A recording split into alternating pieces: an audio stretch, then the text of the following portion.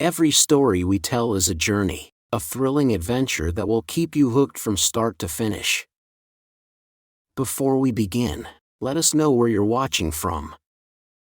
We love seeing our community come together from all around the world.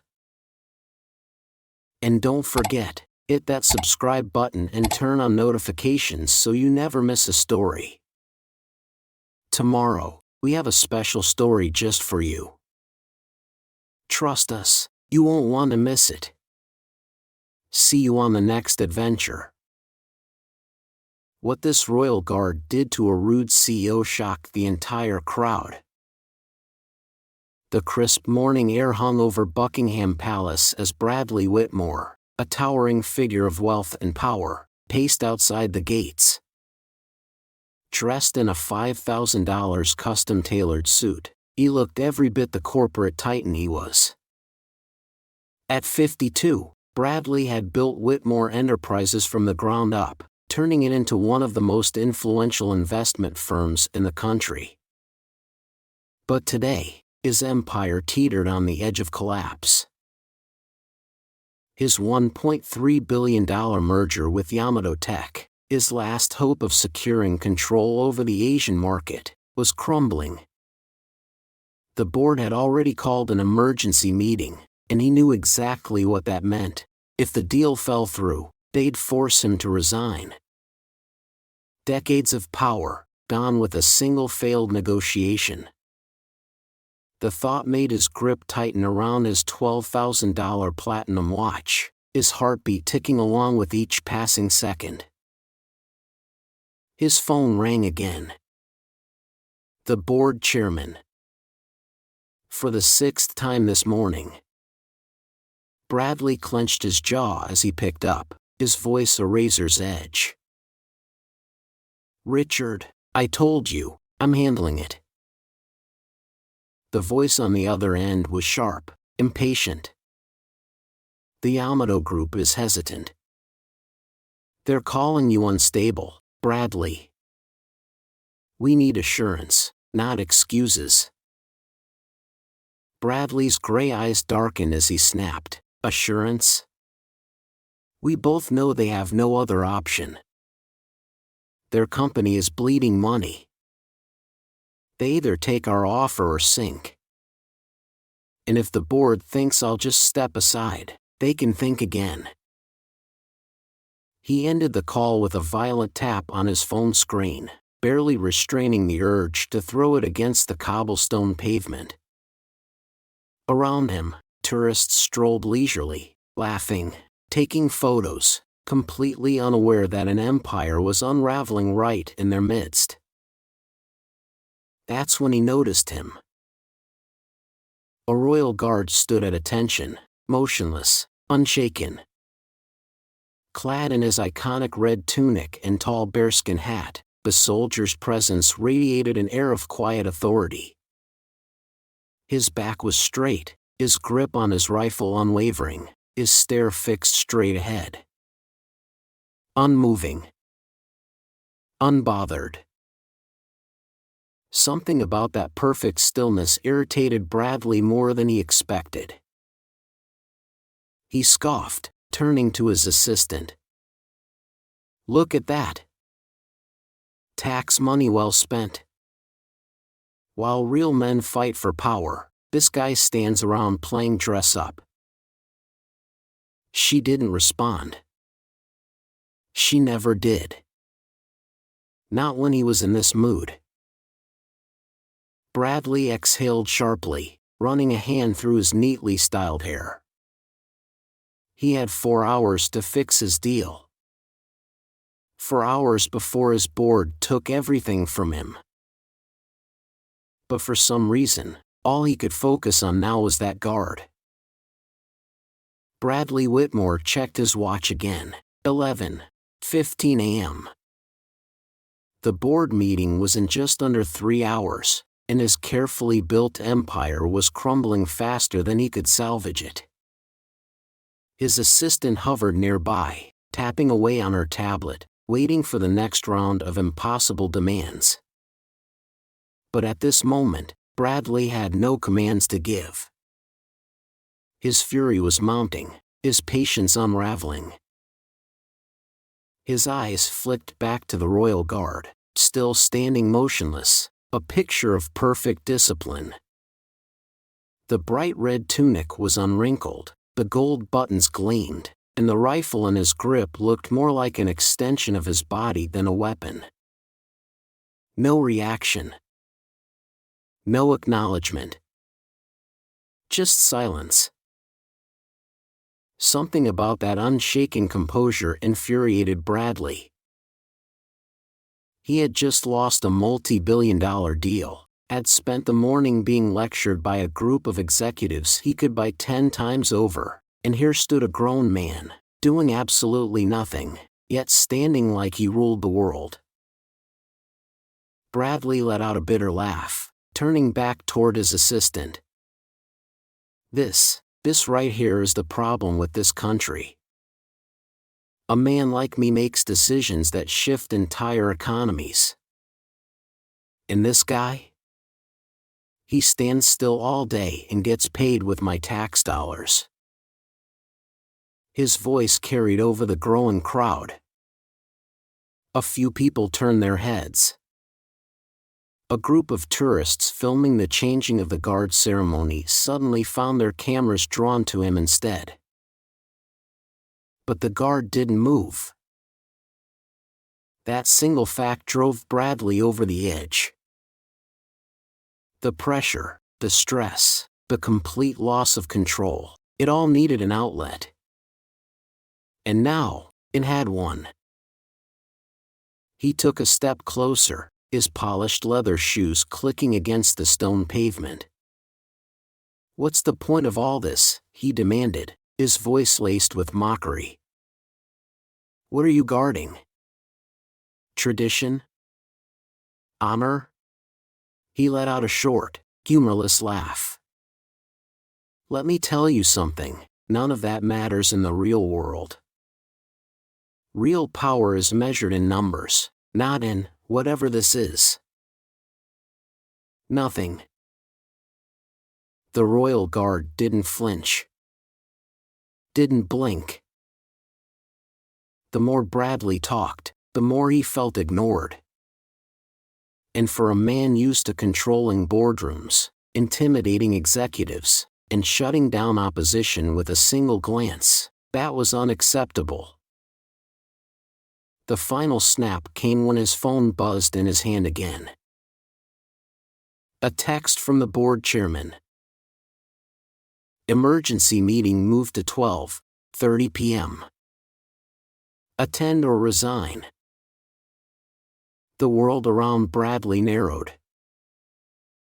His empire, gone. His control, gone. His future, gone. And yet, the guard still stood. And that's when Bradley snapped. Bradley Whitmore's grip on his $3,000 leather briefcase tightened. His entire career, 3 decades of dominance, deals, and control, was unraveling before his eyes. The text message from the board had confirmed it. Attend or resign. They were already moving against him. And yet, this guard still stood there. Unmoved. Indifferent. The rage in Bradley's chest boiled over. He had built a billion-dollar empire, had crushed competitors, had dictated market trends, and now he was being dismissed, ignored, by a man who did nothing but stand still. His breathing was sharp, his heart hammering in his ears as he turned back toward the royal guard, who remained as motionless as ever. The gold buttons on his tunic caught the sunlight, the black bearskin hat sat perfectly on his head, and the rifle in his grip was held with flawless discipline. It was that discipline, the unwavering, unbreakable stillness, that pushed Bradley over the edge. "You think this is strength?" Bradley snapped, stepping forward, voice loud enough to make a few tourists step back. His assistant was frozen in place, eyes wide, unsure whether to intervene or pretend not to know him. "This isn't strength." He threw his arms out dramatically. "This is nothing. Standing still while the rest of us actually run the world?" His voice was dripping with mockery. "Tell me, what happens when the world moves on without you? What happens when you're replaced? When you're worthless?" The crowd had grown, sensing the tension, some holding up their phones, recording. Bradley knew eyes were on him. He didn't care. His mind was spiraling, the failed merger, the looming meeting, the fear clawing at his chest. He needed someone, to take the hit for all of it. And so, he acted. With one violent motion, Bradley launched his briefcase straight at the guard's chest. Thud. The impact was solid. Papers burst from the unlatched case, fluttering through the air like falling stock values, like his entire career disintegrating into nothing. The briefcase bounced off the guard's chest, landing at his feet. But the guard? He didn't move. Not a single step back. Not even a twitch. For 3 long seconds, there was nothing but silence. The air itself seemed to freeze, the entire courtyard holding its breath.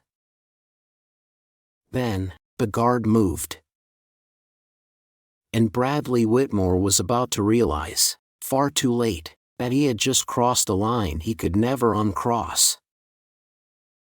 The weight of his briefcase was gone, but the weight of his mistake was about to crash down on him. Bradley Whitmore stood frozen, chest heaving, as the royal guard bent down with precise, deliberate movements.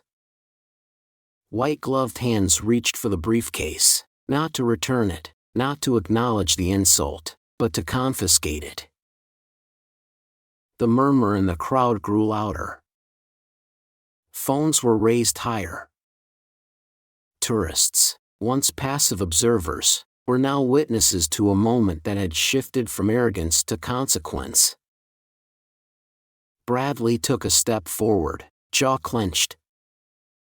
"That's private property." His voice was sharp, but there was something else under it now, something even he wasn't used to feeling. Uncertainty.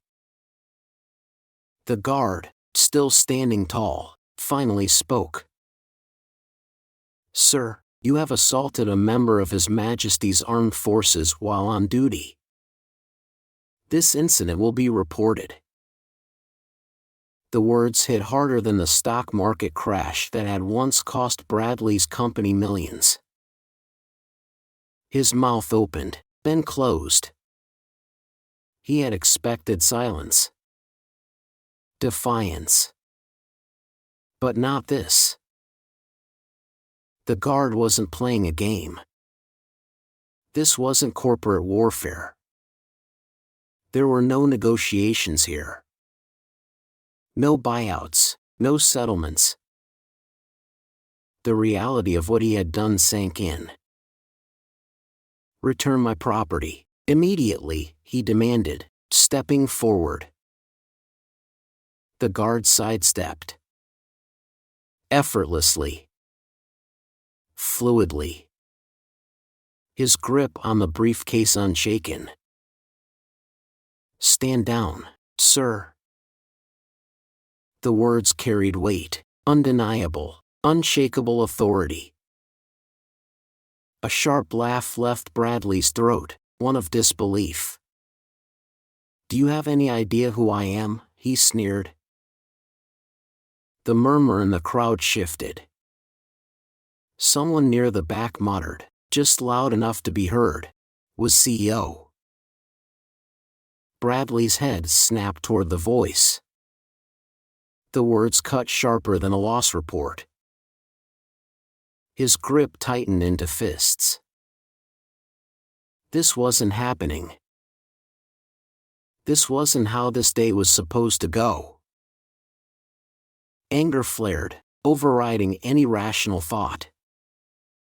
His body moved before his mind could stop it. He lunged. A single step, a desperate grab for the briefcase. And then the guard moved. Not backward. Not away. But with calculated precision. A shift. A pivot. A movement so smooth, so practiced, that Bradley's momentum worked against him. His body tilted forward. Gravity took hold. His polished Italian loafers skidded against the stone courtyard. And before he could stop himself, he was on his knees. Not out of choice, but because a man trained for combat, for discipline, for control, had turned his arrogance into his own downfall.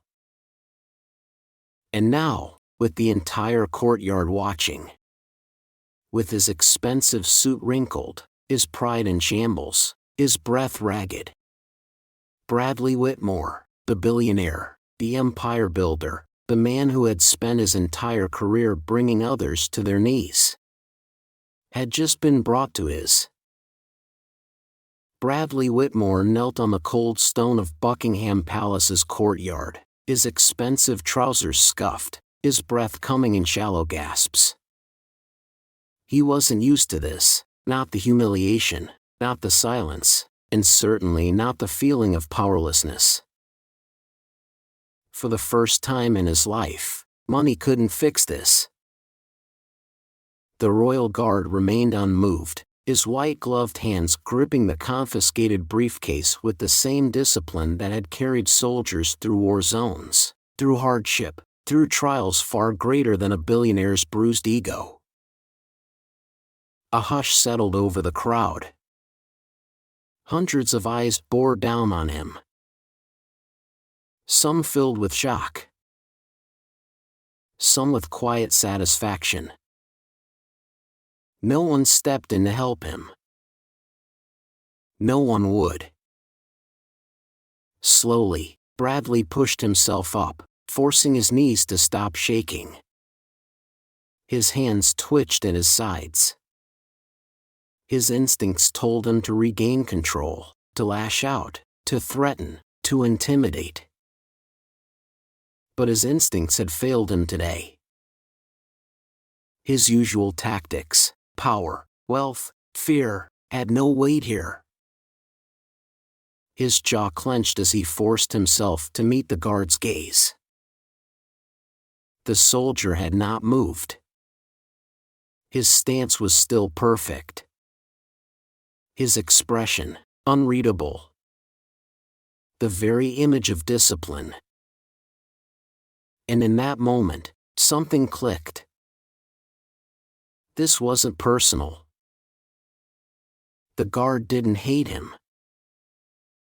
He didn't care about his money, his status, or his reputation. Because that uniform? That stance? That absolute control?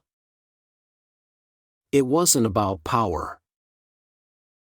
It was about duty. About honor. Something Bradley had spent a lifetime ignoring in favor of profit margins and hostile takeovers. A distant siren echoed through the air. The police. Reality crashed down on him. This wasn't over. Not by a long shot. The guard finally spoke, his voice as steady as ever. For your own dignity, sir, I suggest you compose yourself. The words stung. Not because they were meant to humiliate him, but because they didn't. The guard wasn't mocking him. He was giving him a choice. To leave with what little dignity he had left. Or to lose even that. Bradley swallowed hard. His mind screamed at him to fight back. But his body, his very instincts, told him not to.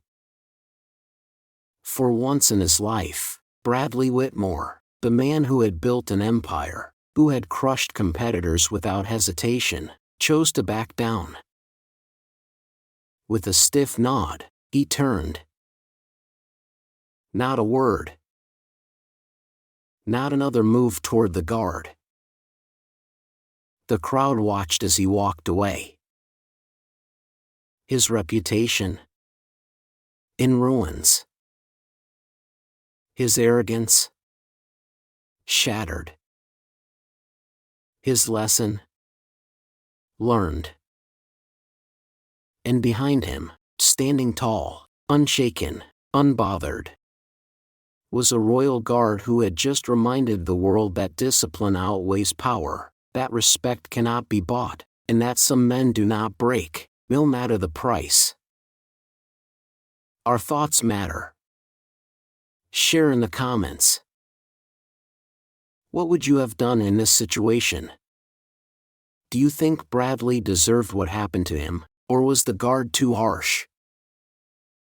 Have you ever witnessed someone mistake wealth for power and get humbled in a way they never expected? Let's get the conversation going. Like, share, and subscribe if you believe that some lessons in life can't be bought, they have to be earned. Sound off in the comments below.